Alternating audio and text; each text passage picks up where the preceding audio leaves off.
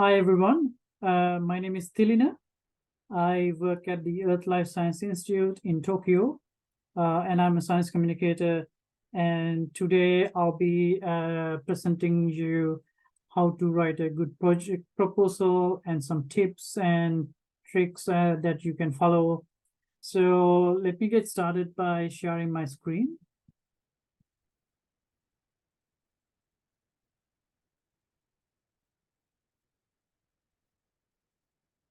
Okay.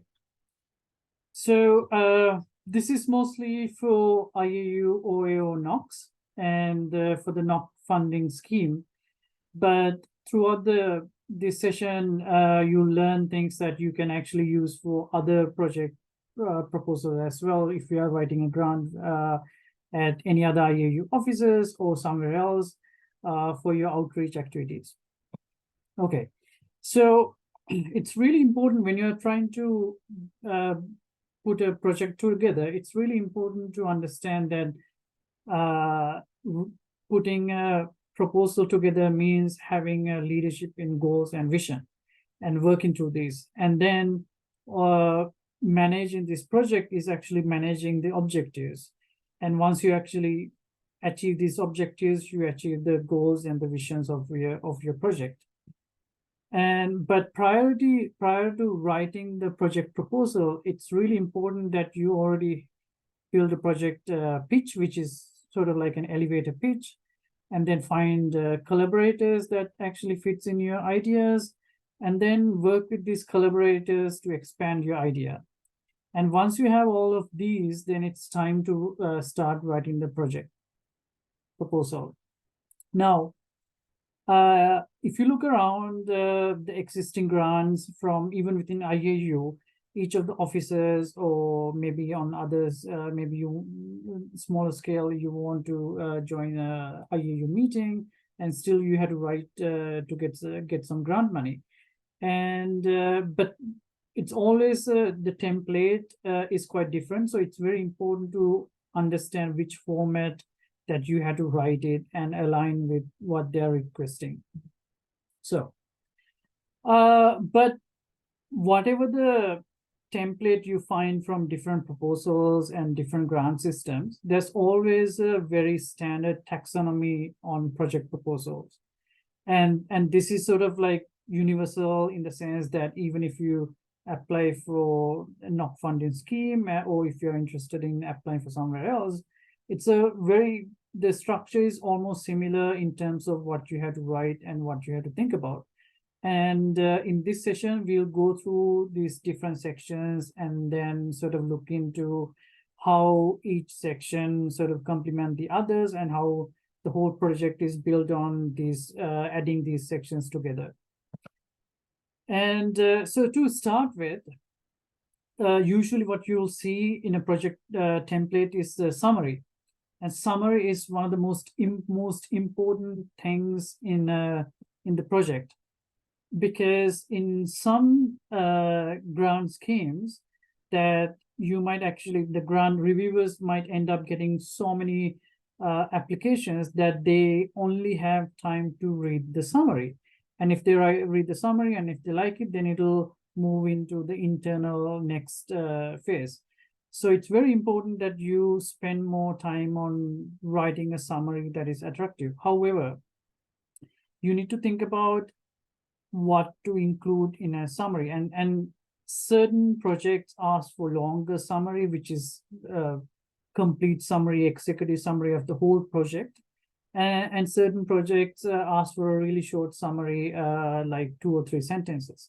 And in these, if it is shorter and if it is really like a 1 paragraph type of summary, you could think of, adding the challenges and the solutions that you want to address, or maybe the goals and the objectives, or maybe like the large societal issue that you and the other NOCs are trying to address through this project. But I have seen that a lot of the times people start the project by writing the summary first. But my recommendation is to write the summary at the end, because you already have a project pitch, a project idea in mind. So next would be ideally to go into your project goals and the objectives and the description. And then later on, once you sort of have this full, almost like the full spectrum of the project, then you and everyone involved in your project has a really good idea of, what are you going to, what are your goals and the objectives and deliverables and the timeline, everything in place. Then you are in a much better position to write a good summary. So I would recommend that you finish pretty much everything else in the project proposal and then come back to the summary and then really look at the summary in a way that pretty much summarize everything you have written in the project. And so moving on to the next other parts of the project, and these are the parts that I often hear very confusing for many people, because you hear these terms like you have to write the project goals and the project objectives and what's your mission and what are your deliverables, and sometimes actually these are quite confusing because the project goals might sound like very similar to objectives, and maybe objectives are very similar to deliverables. And so let's try to break this down and get a better idea of what each of these means and how you can actually use them better in your project proposal. So again, I might actually bring this taxonomy time to time just to get you sort of familiarized with the structure of a project. Okay, so the next thing we start is actually the first thing to think about is what is the goal of your project. Usually a goal is written as a very aspirational statement about what you want to achieve.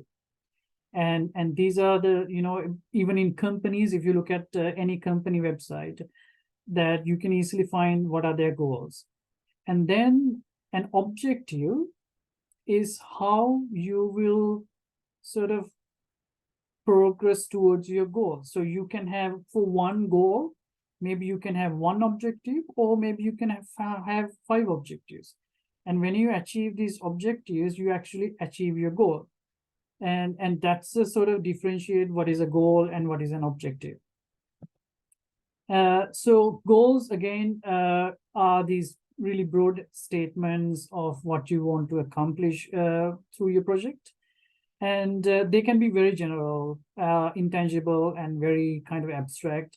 And it's really about your final outcome or the impact and what you want to really either work for the community and to bring to the community. And but in some projects, they might ask you to write a challenge statement that you identified something challenging in your community, and that's the challenge you want to address by this project. And so if your project has a challenge statement that you need to write, make sure that you write the goals to address these challenges. And also when writing a goal, think about using the words like decrease, deliver, develop, establish, improve, these kind of impact words. And just to get you an idea of an example, so a goal could be to increase the accessibility to astronomy news among young children in northeast of Sri Lanka. So this is, we understand what we have to do, and it doesn't say how many children and what kind of news sources and how many per week or month, or and is it from internet or is it from printed paper. We don't really specify something really concrete, but we say this is what we want to do. And as a checklist, when you're writing a goal, you can sort of go through, like avoid any jargons and write it in a way it's very easily understood by anyone. And you don't also need to add like a solution or anything specific, like a program or service. And it's mostly about what you want to achieve end of the project. So another example, even so, I kept saying to keep it vague, but you can, for an example, add some measurable output as well. Like, for example, you want to, let's say you have a science YouTube channel, and or you want to sort of develop your existing science YouTube channel with some additional funding, and your goal is to reach 100,000 subscribers on your channel within the 12 months. And then for a goal like this, then sort of you can have objectives. Okay, to achieve this goal of 100,000 subscribers, you are going to make 10 videos and hire 2 more people, and then partner and make your website search engine optimized. So these are the sort of objectives that you will fulfill in order to reach your goal. Right. I'm sorry. Again, goal is achieved through 1 or more objectives. Keep that in mind. Now, let's talk about objectives, but let's do it smarter. Now,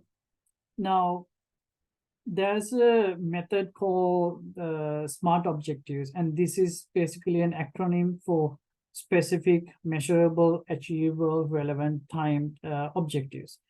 And the reason, and I would highly recommend to use SMART objectives, because this really helps for you and your colleagues to understand what are your objectives, what exactly you are going to achieve, and what exactly you are going to complete. And reviewers and funders can easily understand your steps and what kind of steps you are taking to achieve your goals. And it really helps to build a successful proposal by using SMART objectives. And the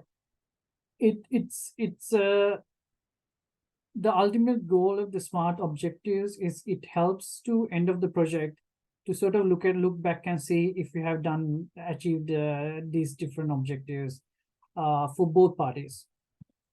And yeah, I found some examples. They are not from astronomy, but so for an example, what's on the one side you have the SMART objectives, and then the other side there still can be called as objectives, but they're not SMART objectives. So let's take the first one as an example, and it reads as current staff will successfully complete a maximum of 50 sales to a new client in the Oxford area by December 31st, 2020 to meet the annual budget. So this one has that minimum of 50 sales to new clients by a date. And without SMART portion, if you write an objective, you can just say it as make new sales as soon as possible to bring in the revenue. But this kind of objectives, it's very hard to evaluate and measure. So it's better to write in a SMART way where you have concrete details of certain things that you can achieve. So again, goals accomplish the mission or the challenge of your proposal, and objectives accomplish the goals. Keep that in mind. This is very important for you to understand in order to build a very successful project proposal. And again, so we are sort of at the goals now, and I skipped the vision because for now, sort of keep in mind the vision idea will come back at the end. Now, we are going into deliverables. And but what is a deliverable and what is the objective? Because sometimes a lot of people confuse objectives sounds like a deliverable, because you will deliver, your objective could be publish 10 articles within next 3 months. Then someone could ask, isn't that a deliverable? So the way we have framed deliverable is that your project objectives will help you to set your project deliverables. So usually, if you have objective focused work completed within a project proposed, or at the end of the project. So imagine you have a 3 objectives for one goal, and then these 3 objectives, to complete these 3 objectives, you might have to complete 10 deliverables. And these deliverables can be any time during the project, or maybe at the end of the project. And a goal only achievable after your project is finished. And so because after your project is finished, you can say, oh, we achieved this goal. And then certain objectives, you can say at phase 1, you achieved certain objectives. Phase 2 of your project, you achieved certain objectives. But deliverables are from the day 1 to end of the project, that you need to do really small steps. And also, one example is that, let's say your objective to increase readership of United Space Group, let's say by next March.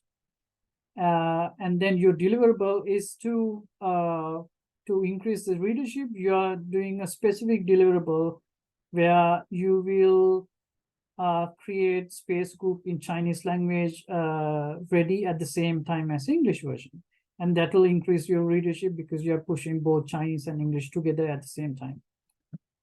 And then deliverables also, sometimes there are deliverables that you put in your proposal, and there are deliverables that you actually don't need to put in your project proposal. So these are internal and external deliverables. And so you can also look at some of these as a process that you consider as a deliverable, or a product. So process could be, okay, one of the deliverables when your project starts, you need to find 2 additional team members. That's a process. And then you need to have 2 educational resources published. That's a product. So to achieve these, you can have certain deliverables check. And imagine also deliverable as some of you may use like a lot of lists to accomplish your daily task or weekly task. And these are actually deliverables. And end of the day, when you're finished with your task list, you say, oh, I achieved your objective of the day. Right. And deliverables, I also advise to ideally make it really small, because if it is smaller deliverables, then you can sort of see how your project moves forward by checking each deliverable, and which checks into the objectives. And then we move into other areas of the project proposal, which is people. And people, it's really important to understand, like for example, in the NOC funding scheme, that you need to collaborate with other NOCs. So these are the personals in your project, and you need to find people to collaborate. Maybe it could be because of their expertise on a certain topic, or maybe they have really good management skills, or they have experience in running projects, or on certain set of skills. Or maybe because you are adding this collaborator because you would like to expand this project idea into their region. So every person included in your project needs to have a purpose. Either it can be like skill-based, or the knowledge-based, or dissemination-based, or other things. So it's very important to pick a team that works well for the idea that you have. And then there's also timeline. So some projects might not mention please add a timeline, but maybe if you have a space in your project description, I would highly recommend to add the timeline, because there are many reasons actually why you should add a timeline. But there are 2 key reasons that I want to highlight. One, a timeline helps for you to understand when are you going to do the major milestones on your project. Plus, it helps also to understand the project reviewers, how your project is going to forward. And having a timeline is really helpful that, for an example, if your project get delayed, and it makes it easier to ask for an extension by showing you the timeline, showing your timeline to the reviewers or the funders. And because if you say, oh, you can't deliver this product or this workshop by 2024 March, and you would like to get an extension, and usually you're focusing on one item. But if you have a timeline, the reviewers understand that how the rest of the project will be moved forward as well. So I would highly recommend to consider adding a timeline if it is possible in your project proposal. Okay, and the budget. This is the main reason we write a project, to get some money so you can actually make your project idea come to life. When you're writing a budget, it's really important to be clear and transparent of your budget. I'm still a reviewer for different project proposals annually, and in the past I have reviewed many proposals, and I had to say, in my experience, this is one of the key things that many people lose their project, even though people have some of these project ideas are really good, because some project proposals or the funding calls, in the first stage, the reviewers or the funders might not ask you to clarify in the very initial stage, because if they receive quite a lot of proposals, the reviewers actually don't have the time to ask you to clarify certain things. Only probably on the second stage or the third stage, they will reviewers ask people to clarify things. So it's very important that when you write the budget, be very clear and transparent and what exactly you want, and it will help for you and also for reviewers to understand.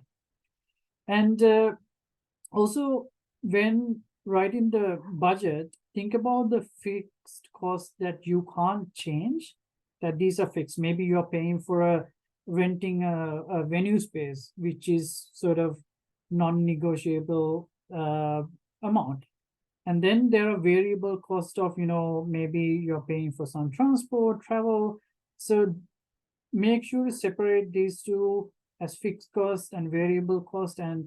And sometimes, because sometimes when you ask for, let's say you ask for 5,000 euros, and then 2,000 of that is fixed cost. And the project reviewers understand that, because sometimes you won't get the full amount that you request, and the reviewers might come back saying, oh, you have a great idea, but we are happy to give you 3,000 euros instead of 5,000 euros. But if you show the fixed cost, it also helps the reviewers to understand that this is the part that you cannot change, but then the variable cost is something you can change. So it's a good way to showcase what's flexible and what is not flexible. And then when you're thinking about the budget, there are two ways to think about the budget. One is bottom up, where you start planning your project and adding the cost up, and then you see what's the final amount to be. Or you already determine, okay, this project budget is going to be 4,000 euros, and then you break it down for different sections, different needs, and so on. So depending on the proposals, depending on the funding you apply, it can be bottom up or top down. And in my understanding, the NOC funding scheme is more like a top down, where you already know the maximum amount you can apply, and then you sort of can break it down from there. Okay, so all of these things I mentioned so far are sort of like sections and typical things that is very standard practices in a project proposal. So basically, anyone can do it. but you need to find a way how to stand out and make the grantors happy. So one of the ways, and I'll go through a couple of tips. One of the ways is to look into a larger vision. And this is where the vision part of the taxonomy comes into play. So, of course, everyone has an agenda, and IAU, OAO has an agenda, and they ask you to look into strategic actions and so on. And it's one of this is one of the key things that when you're writing a project, that you can think about looking to these different agendas and frameworks of different, like, can be IAU, OAO, or other global or regional or local agendas. And then you expand your project scope to fit into these large umbrellas around the world. And some might argue saying, maybe we can align with the SDG for education, but our project is so small and it might not really make sense. But even if your project is really small, ultimately that everything we do, either small or big, or even if you're just talking to somebody on the street about a latest astronomy news, ultimately all of us are contributing to scientific literacy of our society. Every time you teach somebody, every time you share a resource with someone, it very small scale lead to improving scientific literacy, and then all of these efforts together can consider at something that how we change society by advancing our scientific literacy. So I will go through some of the examples of these agendas and frameworks that you can consider adding in your proposals. So to start with, IAU. This is everyone watching this is a NOC or maybe in the NOC team. So this is the most important frameworks for you. First, because you are applying for IAU OAO funding scheme, you need to align your project in one of the 5 actions from the strategic actions. And once you do that, which is these 5 actions are under the goal 4, but I would highly recommend you to also look into the strategic plan of IAU and see what else can you sort of align. Can you align your project with bit more into education or bit more into development as well? Then make sure to sort of add those into to showcase how you build your project into other frameworks. And then there are other global agendas and frameworks that you can sort of look into. One is a very famous, the UN Sustainable Development Goals. Maybe you can see if you can align with one or more SDGs. And then another example is the International Science Council has action plan called Science and Society in Transition. And then you can see if you can align with any of their actions in this current action plan. And then regionally, you can also look into, and I took through 3 examples, but there's so much more regional examples of different agendas and frameworks running. In Europe, the previous European funding scheme, Horizon 2020, has a very popular Science with and for Society framework, which was very successful and which is still running, and that you can, if you have a NOC from Europe, this is something you can align with. And then in US, we had the National Foundation's action plan, which specifically mentioned create new knowledge about our universe. And then if you're from South Asia, or if you're collaborating with South Asia, we have the SAARC, the South Asian region collaboration. And one of the action plans that we have is to increase the mutual cooperation in an international platform. So all of these agendas are really important, not just to sort of come under these big umbrellas. It helps these programs to move forward. and build things more regionally, locally, and also globally. So other tip I have is that funders language is really important. When you're writing the proposal, look into keywords, phrases, and quotes from these agendas and frameworks and these documents I mentioned.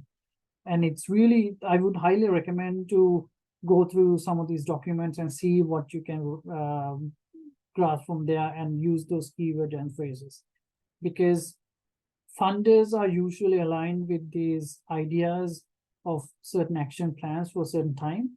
And if you're using the same kind of language, it helps them to understand this is how you align your action plan with your project proposal. And so spend some time, read, and maybe ask one of the collaborators can spend more time on reading these documents and getting those keywords and phrases from that.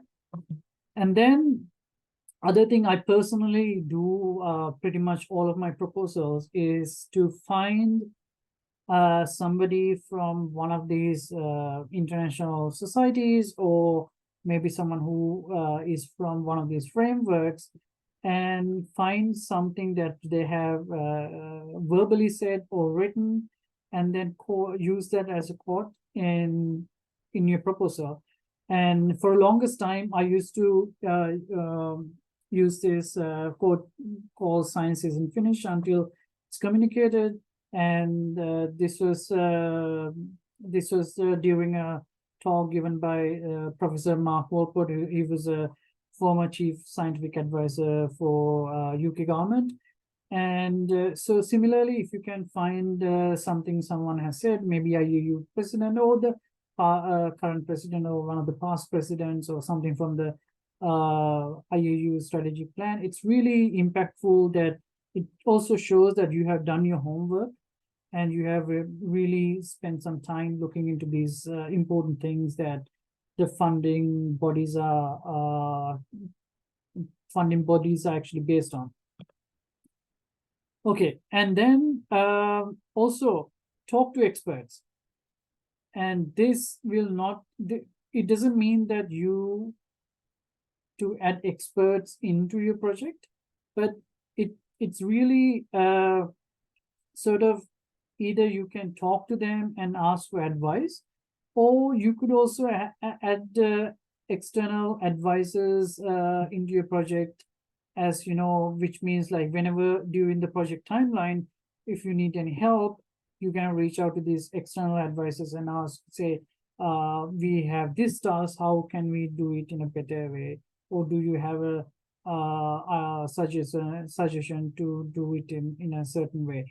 And one of the things I would highly recommend is to add someone from IAU. You can find many IAU members on IAU website, or maybe write to OAO and see if you can link up with some IAU astronomers, and then keep them as your external advisors.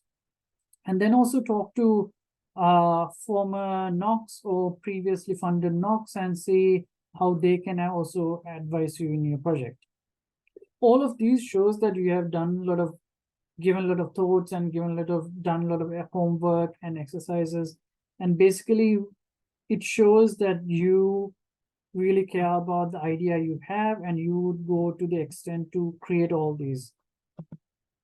And also, graphical abstract. So this is really a good way that gives a full picture of your project. And not many project proposals require or request a graphical abstract. But if you have the opportunity to add such a thing, I would recommend you to sort of write down, draw up your project idea and then have it submit it as a graphical abstract. One of the things I exercise all the time. So I'm constantly thinking of ideas, or if I'm at a conference, I might actually meet somebody and thinking of ideas.